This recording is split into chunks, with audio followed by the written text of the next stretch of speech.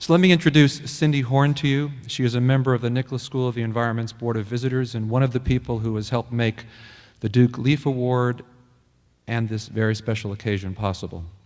An influential and tireless advocate for the environment, she is a co-founder and member of the board of the Environmental Media Association, a nonprofit that works to inspire and coordinate the entertainment industry action on global environmental crises. She is also a member of the Board of Trustees of Dr. Redford's Sundance Institute. Cindy.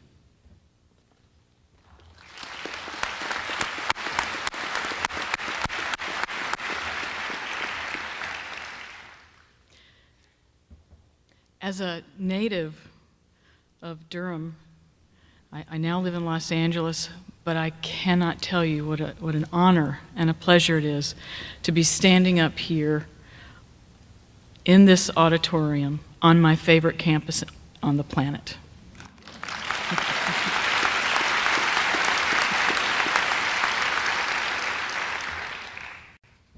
Thank you, Bill.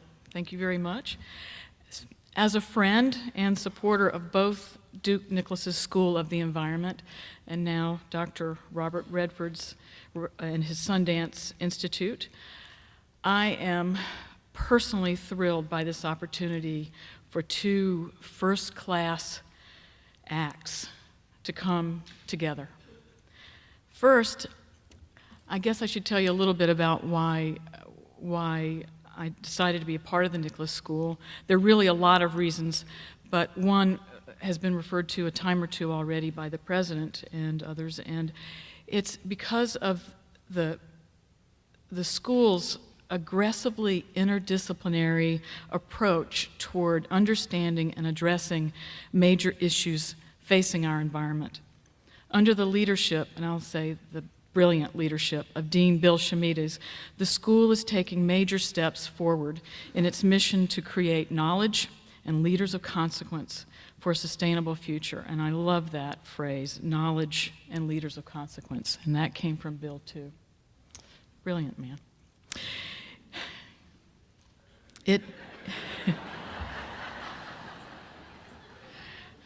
This is not the first time I've been his, he's the stand-up. I'd give him a lead-in, usually. So the school does this by combining the physical life and social sciences as well as reaching out through partnerships, and I just love this, with the Duke Schools of Business, Law, Public Policy, and Medicine. They all come together with the school and work on these issues. It was about a year ago that Bill and the Nicholas School Board of Visitors decided that it was time to go one step further and incorporate the arts. Bill came to me with this, to all of us, with this grand idea. He wanted to recognize the important, and this is key, he wanted to recognize the important role of the artist in advancing a national and international environmental agenda. He explained to all of us, as we knew and agreed with, that we are on an unsustainable course, and adapting a more sustainable path first requires an intellectual understanding of the problems that we face as a society. Developing that intellectual understanding is an area, of course, where the Nicholas School already excels. Now, Bill, I love him, wanted to go, as he does, outside of the school's comfort zone. And why?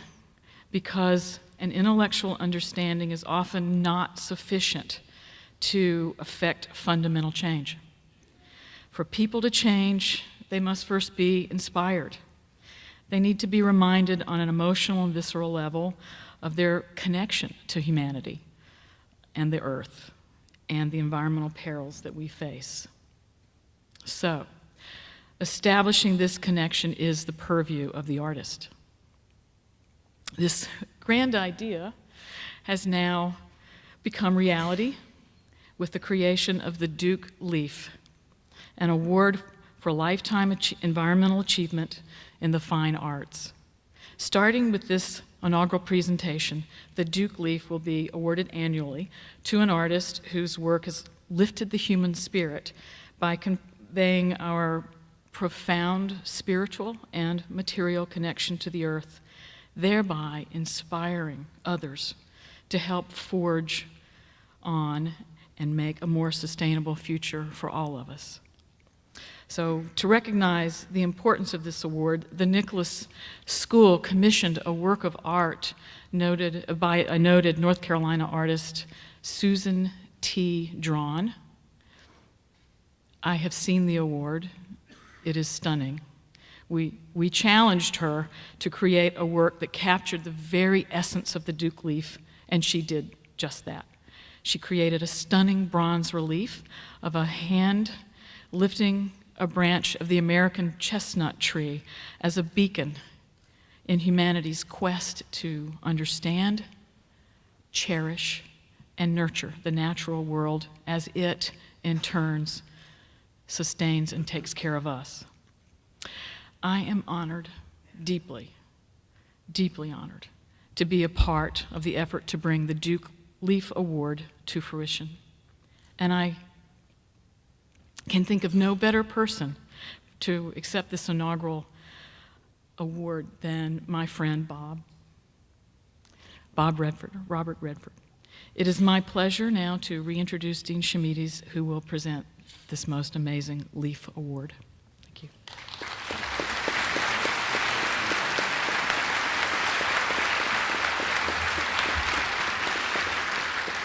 Thank you, Cindy. I should say that we are really fortunate to have friends like Cindy and so many others, and I am very, very grateful for that. Even if you did embarrass me a little. But.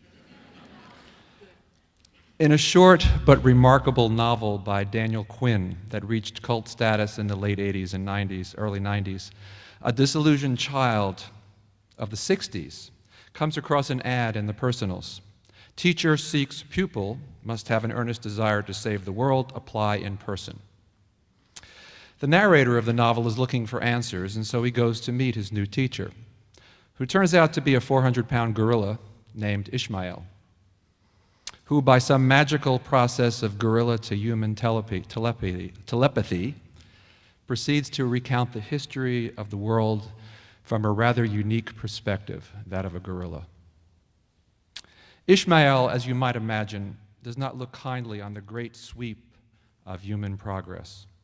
Humanity, in its taking of land and resources, its destruction of habitat and diversity, has, in Ishmael's words, taken the world captive, and the world is not going to survive very long as humanity's captive. On one level, the book is an environmentalist manifesto, but on another level, it is a plea for us to seek a higher level of consciousness, one that includes empathy for others like Ishmael, and beyond Ishmael, for nature itself. It is a plea for humanity to emotionally reconnect with our environment. Ishmael is telling us in the language of the existentialists that we've made the natural world the other, meaning that which is not us. The French philosopher and Talmudic scholar Emmanuel Levinas maintains that to reconnect with the other, we must have what he calls a face-to-face encounter. In much the same way that the novelist Daniel Quinn puts a face to nature in the form of Ishmael, we must put a face to the living world around us. For me, it is the environmental artist who provides us with that face-to-face experience with nature, with that opportunity to empathize with that which is non-human but alive. Robert Redford's films are replete with natural splendor, mountain vistas, purple sunsets, images that literally take your breath away. But there's another aspect of Redford's treatment of the natural world that is, in my opinion, more subtle, but also more powerful. It is the way he integrates the natural world into his stories, the way he makes them an integral part or character in the narrative, the way his films give us that face-to-face encounter with the environment. For Dr. Redford, nature is not always a benevolent force. In his own words, it is harsh at times, threatening in its winter of destruction, but tender in attention to the detail of every wildflower resurrected in the spring. The harshness of nature is pivotal in his directorial debut, Ordinary People, for which he won the Academy Award for Best Director in 1981. While only briefly captured on film, it is a storm at sea, nature's fury, that capsizes a sailboat, leads to the elder son's drowning, and serves as the catalyst for this family's emotional struggle, indeed as a catalyst for the entire narrative. The themes of Ordinary People are echoed in the 1998 The Horse Whisperer, which Dr. Redford directed, produced, and starred in. As in Ordinary People, the event which propels the action occurs outdoors among the elements. A horseback ride in the deep, icy snow causes a devastating accident. But here, homage is also paid to the power of the natural environment to heal our souls. Often, through Dr. Redford's unique lens, the human characters are dwarfed by the scale and beauty of Montana's landscape, marking the passage of time and the bonds that gradually grow between mother and daughter, the title character, and the horse. The role of nature in A River Runs Through It is more apparent. A river runs through it. I love the photos of foresters and lumberjacks from the 1920s and 30s, partly because the Nicholas School of the Environment was once a school of forestry. You may remember that for the narrator, Norman McLean, and his family, religion and fly fishing were the two most important things in life. The father taught his sons about nature, taking walks along the river, where he found his soul restored and his imagination stirred, explaining to his young sons how the rain and mud combined to become rocks 500 million years ago. The father encourages his son to listen beneath because those rocks are the words of God. Kind of an interesting comparison and combination of geology and religion. At times, A River Runs Through It, it feels like Robert Redford's love letter to the environment. My favorite is the Milagro Beanfield War, produced and directed by Dr. Redford and released in 1988. Despite his 20-year-old heritage, the subject of the film, a clash over water rights between land developers and Hispanic villagers in the remote mountains of northern New Mexico, is remarkably germane to our own times. But despite its serious subject, the film is a delightful comedy full of mystical and magical elements. And while the movie is about a war, it's a milagro, a miraculous war, one where barely a shot is fired.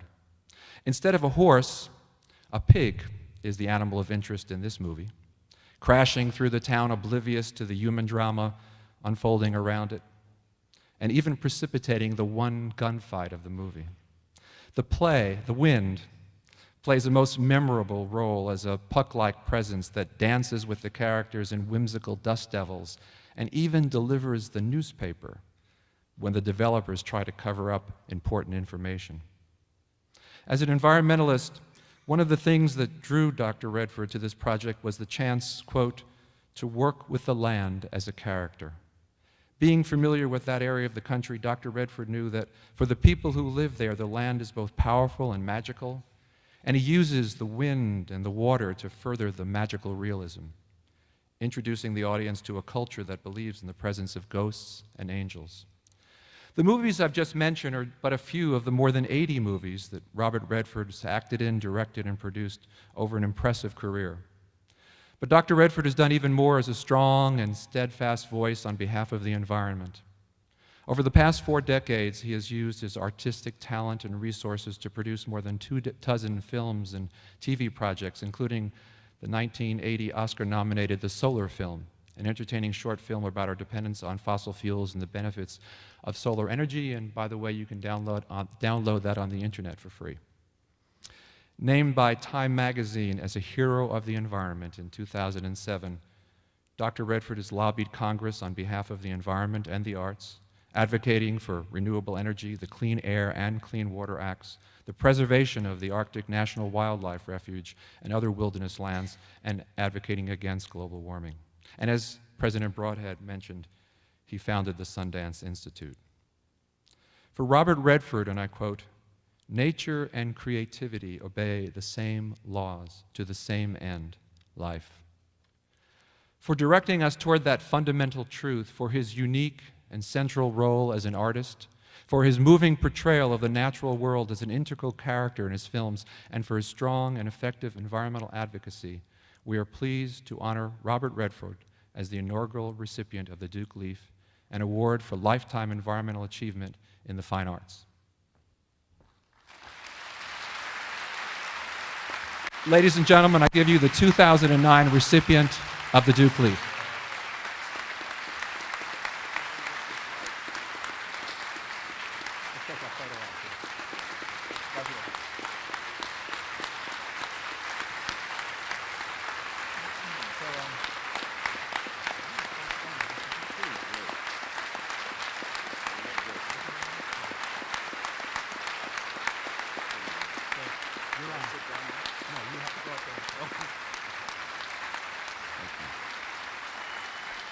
Thank you. Thank you. I wasn't sure today what was expected of me. I didn't know when that I would be speaking. If I was speaking, what group was I speaking to? So I got some different messages, and I was saying to Cindy Horn today, I said, you know, this is not something that is a natural thing for me to do. I said the first time that I was ever asked to speak, it reminded me of the first time I was ever asked to speak publicly, which was when I had purchased Sundance, the land. And I was young, I was inexperienced, I was 30 years old, I had not spoken publicly, so they asked me if I would speak to a group of bankers that were coming to stay at to have a meal at the restaurant. And I said, well, what can I say? What can I say to a group of bankers in the state of Utah, which was very, very conservative? And so they said, it doesn't matter. I said, well, come on, I've got to say something. He said, well, we'll prepare something for you. So they wrote some remarks, went up on a little sort of a workshop stage. As these bankers filed in, I was so nervous and insecure that I started to get riled. And I looked at what they had written for me to say, and I thought, I can't say this. I said, this is just telling them how great they are, you know, how wonderful it is to have them, how great it is. I can't say that. And so by the time I got up there, I was so nervous that what I said turned out to be an harangue. And I said, why is it so hard to get a loan in this state? Don't you know you can't take it with you? One thing. Anyway, I just blew it. I just completely blew out. And I thought, oh my God, I just destroyed any chance we may have to have a relationship with the banking community in the state. I thought I've humiliated myself, I've destroyed our chances, I've insulted everybody. It was dead silence. And as people were filing out, I had to stand at the door to say goodbye. And so I'm shaking hands. A guy from First Security comes up to me and he says, Mr. Redford, he says, yeah, appreciate your comments tonight.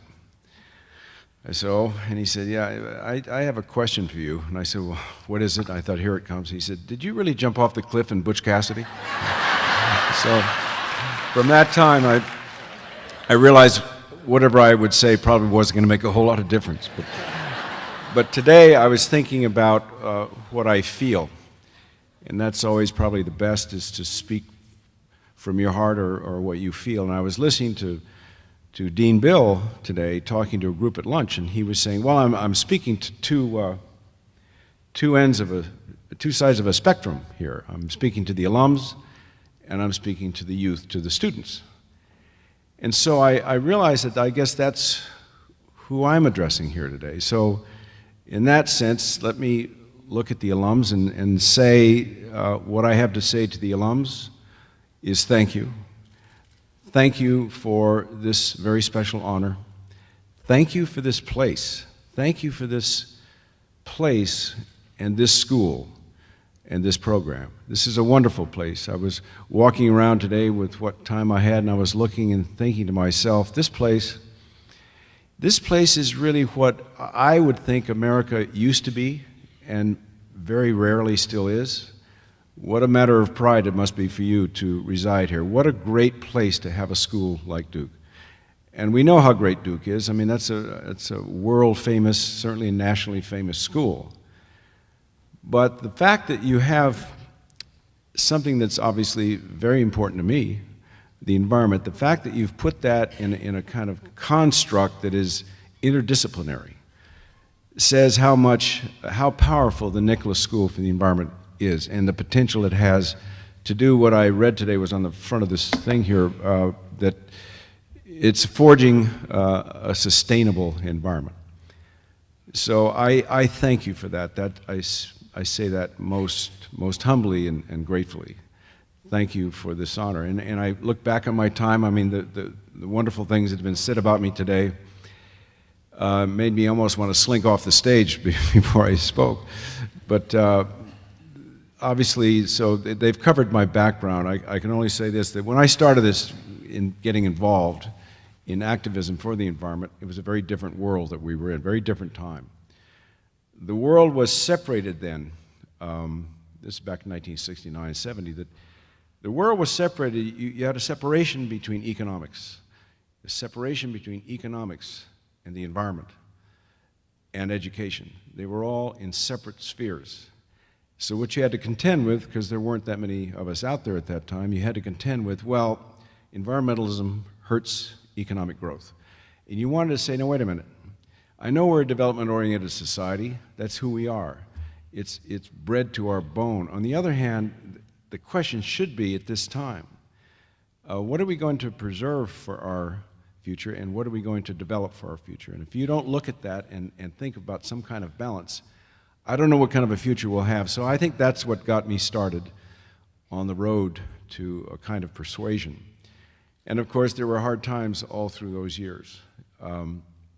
And it wasn't easy, because it was very hard to bring people around because of that separation that existed. And I thought, can't they see that economics and the environment cannot be separated? They are integral. How can we get that word across? So you wait all these years until finally we get to this recent place where you had a tipping point where three things came together, and suddenly green was in, suddenly people got it. What a wonderful moment. Which I guess brings me to the next part, which is the young people, the students, the other side of the spectrum. That change is obviously big. I mean, it's in the air, it's been coming for a while, and here it is. And a lot of people, I think, some people look at change as threatening. More traditional-minded, they're afraid of change, and they are threatened by it, so therefore they fight it. I look at it differently, since I think change is the only thing that we know is inevitable. It's going to happen. Why not try to convert it into a positive and see what you can do with change that would propel something forward that's positive? So I look at it in that way, and when I think about change, and I think about the lines of Dickens, you know, it was the best of times and the worst of times. Well, I think we all can agree, depending on your feelings, that pretty much we've had the worst of times in the last several years. And whether or not, and probably we will still have a little bit of an echo of that that's going to carry forward a little bit more, but look at what's happening. Suddenly change has come about, and I'm looking at it in a positive way. I say, do you mean to tell me in the last several years we could have seen our position on the world stage reduced the way it has been, the loss of respect? Could we see our military shrunk? Could we see our economy going into the tank, going from a surplus to a deficit? Could we see the environment under siege as though it was some sort of enemy to be battled? Is that possible? We could have that kind of an attitude that could take so much of us down and lose so much of our world respect? Well, those were dark times. But out of the ashes of those dark times can come a new light and a new opportunity. And that points, because I think that the change that's in front of us now is going to create possibly the best of times. And the best of times, I think, are you, the student. I think it's you. That's what I think. I think that you have opportunities now that didn't exist before. You have opportunities, and there's a platform for you to step into and play a role in the coming future, which, for God's sake, you're certainly owed. I think your voice has been ignored for many, many years, and it's time for you to step in and be honored as someone who's going to carry the stick. And I think you can, I think you will, because you have courage and you're enterprising and you have energy. That really excites me. So I would close by saying that I see this as a positive time with positive new opportunities. And what a wonderful time for young people in a school like this. The Nicholas School of Environment is such a blessing to this country. It is such a blessing because it's so much going to be about the future, and I'm thrilled to be receiving this honor from this school. And the final thing I would say is I hope as you go forward, you do something that's also been taken off the world stage for a long time coming from this country, and that is the power of respect. A respect for the environment and a respect for each other. Thank you.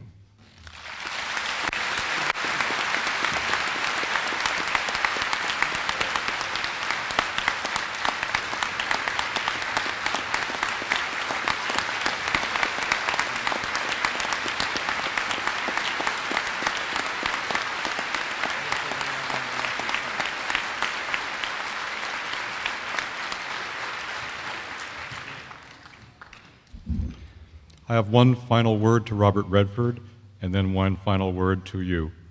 To him I'll say, at the reunion today, I saw a man wearing a t-shirt that said, "Trust me, I'm a doctor."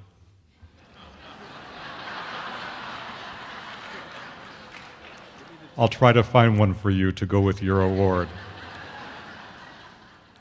And I just close by quoting, in the last 12 months I learned a line that is said to have been from Einstein, but I can't find any source for it in Einstein. I learned it from a person named Bernard Amadei, the founder of Engineers Without Borders. Maybe you know this quote.